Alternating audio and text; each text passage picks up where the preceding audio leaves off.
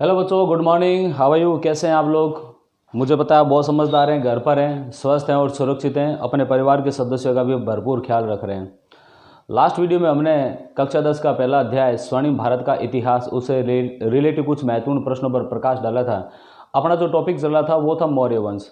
मौर्य वंश में हमने मौर्य कुछ महत्वपूर्ण टॉपिक है जिसमें था कि मौर्य वंश की जानकारी हमें किन किन ऐतिहासिक स्रोतों से प्राप्त होती है, साहित्यिक स्रोतों से प्राप्त होती है। इसके अलावा हमने अगला टॉपिक किया था चंद्रगुप्त मौर्य के बारे में। चंद्रगुप्त मौर्य किस प्रकार से मगध का शासक बना और चंद्रगुप्त मौर्य के पश्चात उसका पुत्र बिंदुसार शासक बना और बिंदुसार के पश्चात अगला उसका जो पुत्र आता है वो था अशोक। भारतीय इतिहास में अशोक का नाम स्वर्णिम अक्षरों से लिखा हुआ है क्योंकि इसे भारतीय इतिहास में सबसे महानतम शासकों में से एक माना जाता है। तो आज हम अशोक के बारे में जानकारी प्राप्त करेंगे कि अशोक कौन था, वो किस प्रकार से शासक बना और भारतीय इतिहास में उसके महत्वपूर्ण उपलब्धियों के बारे में जानकारी प्राप्त करेंगे। और कक्षा 10 के अशोक से रिलेटेड जो महत्वपूर्ण प्रश्न हैं उसके बारे में भी आज मैं आपको अच्छी तरह से समझाऊंगा। लास्ट जो वीडियोज़ थे उनको आप बहुत अच्छी तरह से देखें, उनमें जो महत्वपूर्ण प्रश्न बताएं उन महत्वपूर्ण प्रश्नों को अपनी नोटबुक में उतारें और उसे याद करें।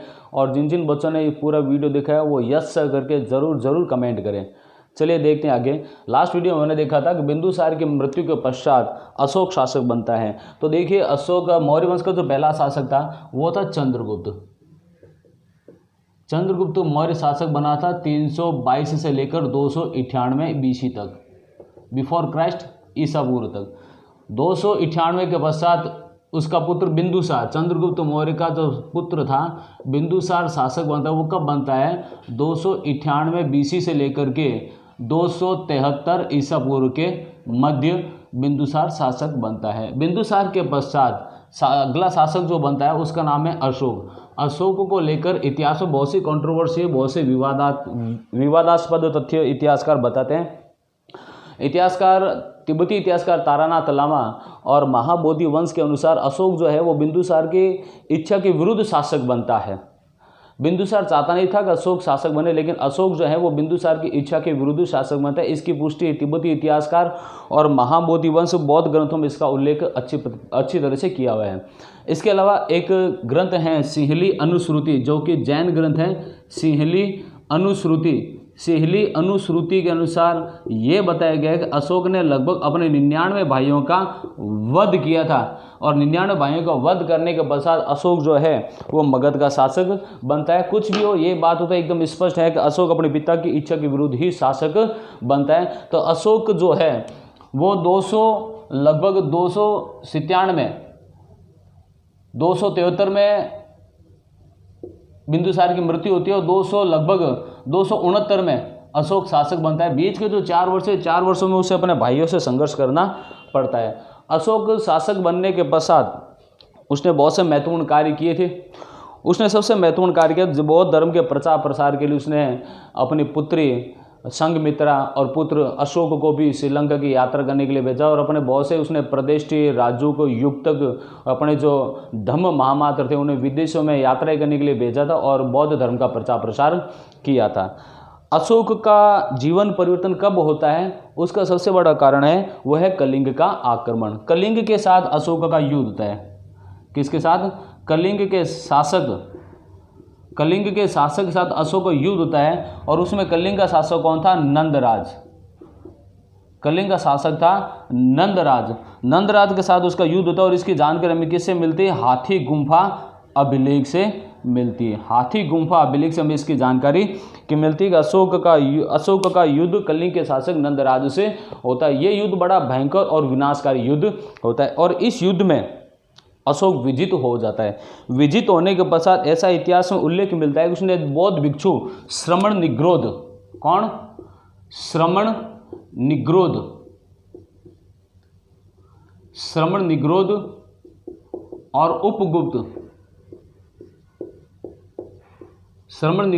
उपगुप्त, ये 2 बौद्ध भिक्षु थे। इन दोनों बौद्ध भिक्षु के प्रभाव में आकर अशोक बौद्ध धर्म अपना लेता है।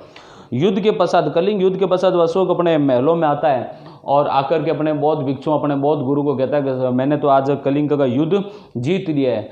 लेकिन उनके बौद्ध गुरु कहते हैं कि अशोक तूने युद्ध तो जरूर जीत लिया, लेकिन तू आज मानवता की दृष्टि से हार चुका है। आज तूने अपने लोगों के हृदय में जो स्थान था वो स्थान आज तेरा समाप्त हो चुका है। युद्ध का असली दृश्य मैं आज आपको दिखाता हूँ। ऐसा कहकर जो बौद्ध भिक्षु श्रमण, निग्रोध और उपगुप्त जो हैं वो अशोक को युद्ध के मैदान पर लेकर जाते हैं।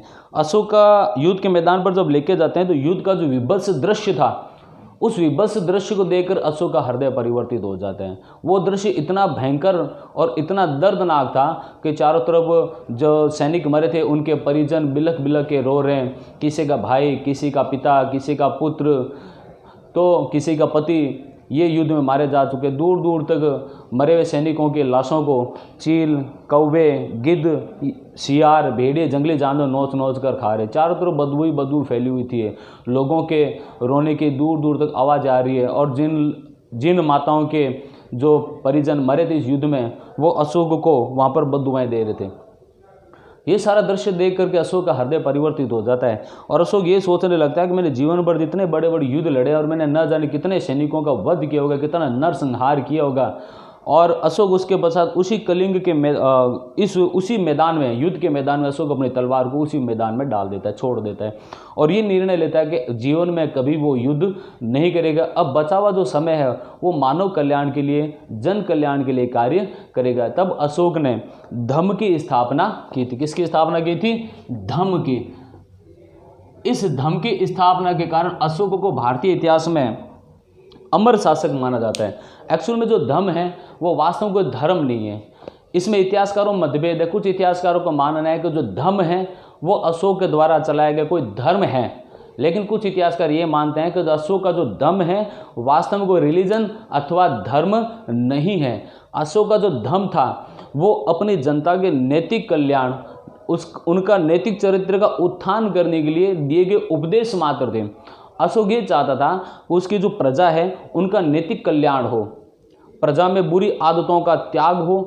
अपनी प्रजा को अच्छे अच्छे उच्च आदर्श स्थापित करने के लिए उसने उपदेश दिए थे, जैसे बड़ों का सम्मान करना, गुरुजनों का सम्मान करना, माता पिता का सम्मान करना, झूठ न बोलना, चोरी न करना, आवश्यकता से ज़्यादा धन संग्रह न करना, पशुवध न करना, यज्ञ इत्यादि में पशुओं की बलि न देना। ठीक है ना। इस प्रकार से उसने पवित्र उपदेश दिए थे। यही जो पवित्र उपदेश है वो अशोक के धम्म कहलाते हैं। धम्म जो है वो अशोक का कोई धर्म नहीं था। और अपने धम्म का प्रचार प्रसार करने के लिए अशोक ने अभिलेखों का सहारा लिया था। किसका सहारा लिया था? अभिलेखों का सहारा लिया था। भारतीय इतिहास में अभिलेखों का प्रयोग करने वाला प्रथम शासक अशोक को माना जाता है। ये अभिलेख खुदवाने की प्रेरणा अशोक को कहाँ से मिली थी? ये अभिलेख खुदवाने की प्रेरणा अशोक को ईरानी शासक, कौन सा? ईरानी जो शासक है, ईरानी शासक जिनका नाम क्या था? दारा प्रथम। क्या था? दारा प्रथम। दारा प्रथम से उसे धम्म के प्रचार प्रसार के लिए अभिलेखों का उपयोग करने की उसने प्रयास किया था।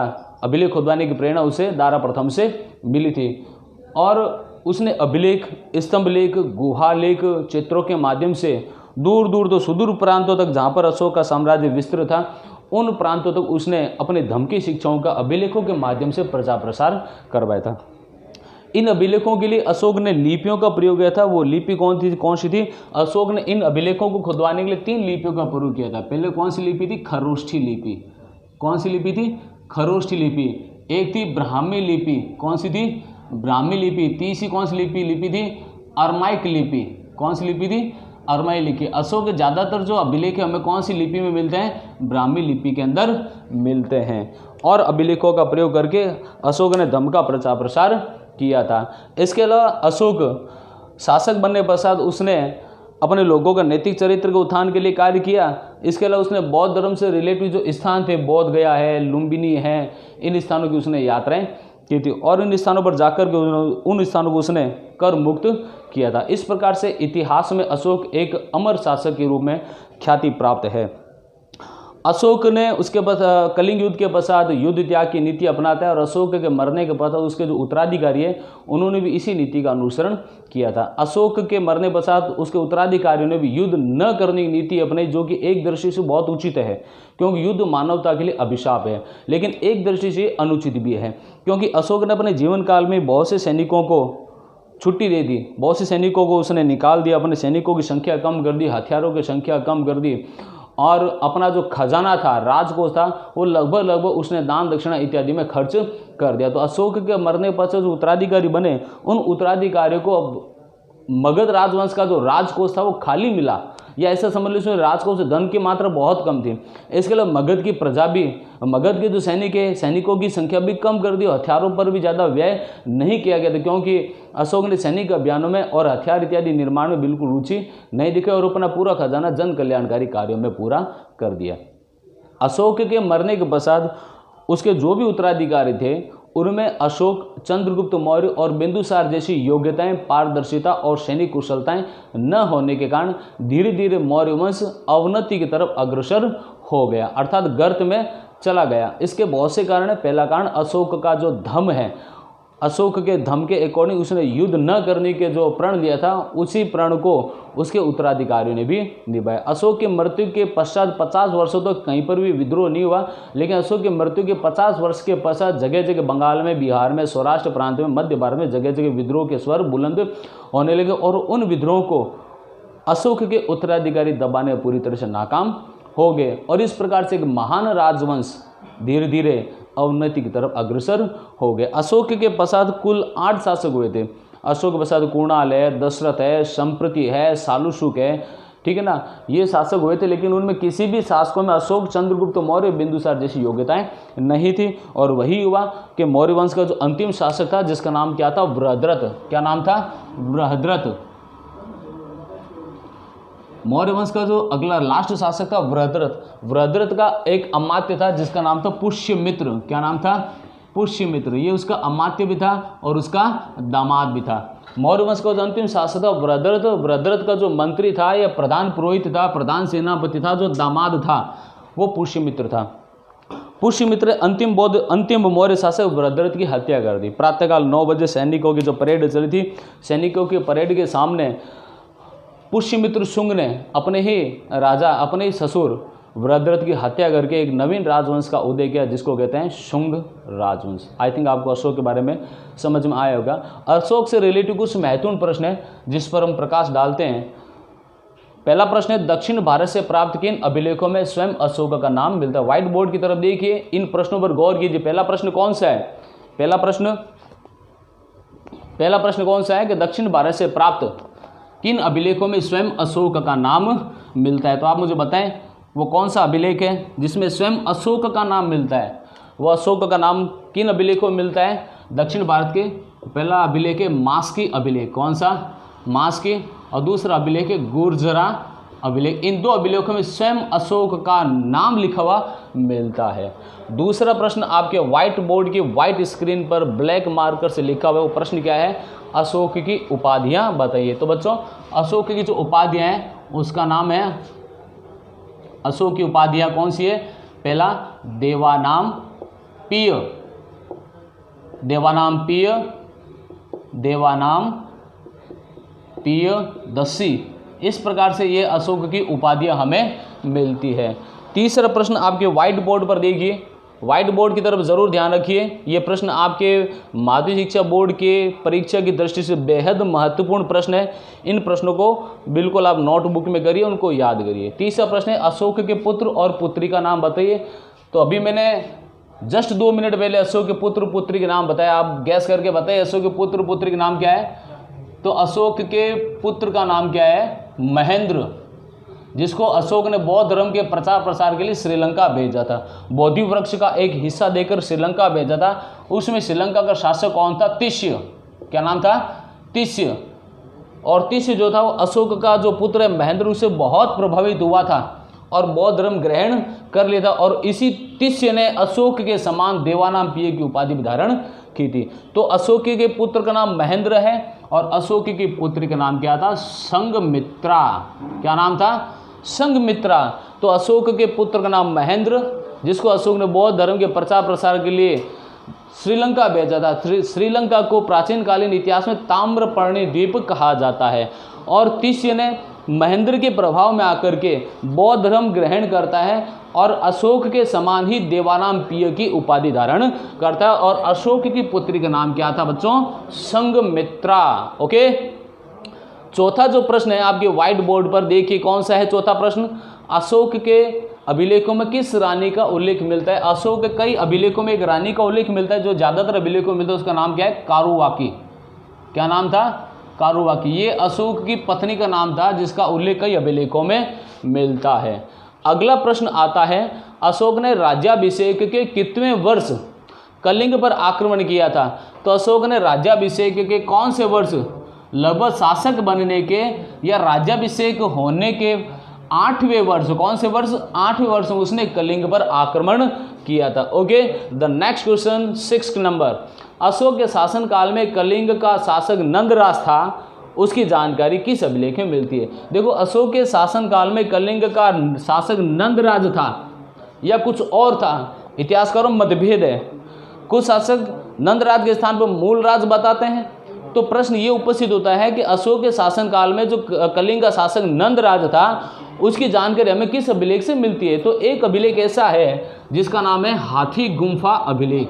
कौन सा है? हाथी गुम्फा अभिलेख। हाथी गुम्फा अभिलेख में हम ये स्पष्ट जानकारी मिलती है कि अशोक के कलिंग पर आक्रमण करने के समय नंदराज ही कलिंग का शासक था और इस कलिंग युद्ध की विस्तृत रूप से जानकारी हमें इस अभिलेख से प्राप्त हो जाती है। Okay, next question, question number 7।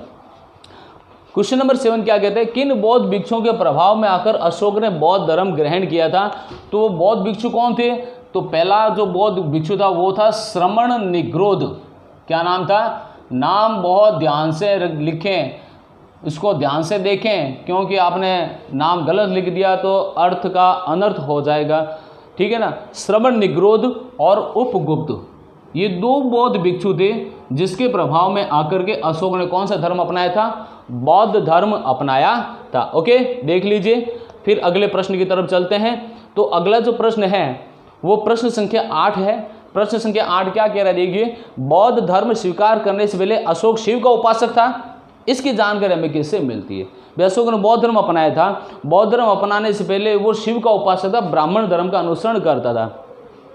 तो बौद्ध धर्म स्वीकार करने से पहले अशोक शिव का उपासक था, इसकी जानकारी हमें किससे मिलती है? इसकी जानकारी हमें मिलती है राजतरंगिणी। कौन सी पुस्तक है? राजतरंगिणी। इसके राइटर का नाम बताइए। इसके राइटर का नाम है कल्हण। कल्हण की राजतरंगिणी। देखो बच्चों, मैं आपको एक बात बताता हूँ, ये कल्हण की जो राजतरंगिणी है भारतीय इतिहास में सबसे ज़्यादा विश्वसनीय पुस्तक मानी जाती है। ऐसा माना जाता है कल्हण की जो राजतरंगिणी है किसी भी प्रकार के पूर्वाग्रह से प्रभावित हुए बिना उसने पुस्तक लिखी है और इस पुस्तक में उसने जो इतिहास का जिक्र किया है, इतिहास का वर्णन किया है, वो इतिहासकारों के अनुसार एकदम शुद्ध है। यहाँ तक कि कल्हण जिस दरबार में रहता था, जिस शासक का दरबार था, उस शासक के दुर्गुणों, अवगुणों और उसके गुणों का भी वर्णन किया। अधिकांश से क्या मिलता है कि जो दरबारी इतिहासकार होते हैं वो केवल अपने राजाओं की अच्छाइयों का तो वर्णन करता है, लेकिन उनके जो बुराइयां हैं या उनके जो नेगेटिव इफेक्ट्स है उसके बारे में वर्णन नहीं करते। दरबारी कवि की विशेषता, क्योंकि मारवाड़ी कहावत है, जिके रिखाओ बाजरी बीरी भरो हाजरी। इसका मतलब, लेकिन ये कल्हण के जो राजतरंगिणी है, कल्हण के राजतरंगिणी को भारतीय इतिहास में मील का पत्थर माना जाता है।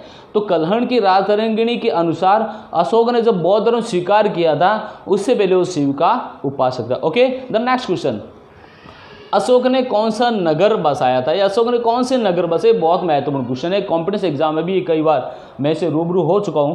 प्रश्न है, अशोक ने कौन सा नगर बसाया था? देखो, अशोक ने श्रीनगर बसाया था। वर्तमान में आपने श्रीनगर देखा होगा। श्रीनगर किस नदी के किनारे है?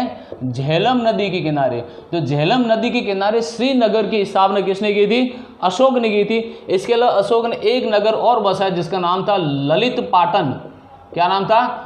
ललित पाटन। ये वर्तमान में कहाँ पर है? नेपाल। नेपाल में नगर है ललित पाटन और श्रीनगर आपको पता है अपने भारत में है, झेलम नदी के किनारे। इन 2 खूबसूरत शहरों का निर्माण या इसकी स्थापना स्वयं अशोक ने की थी।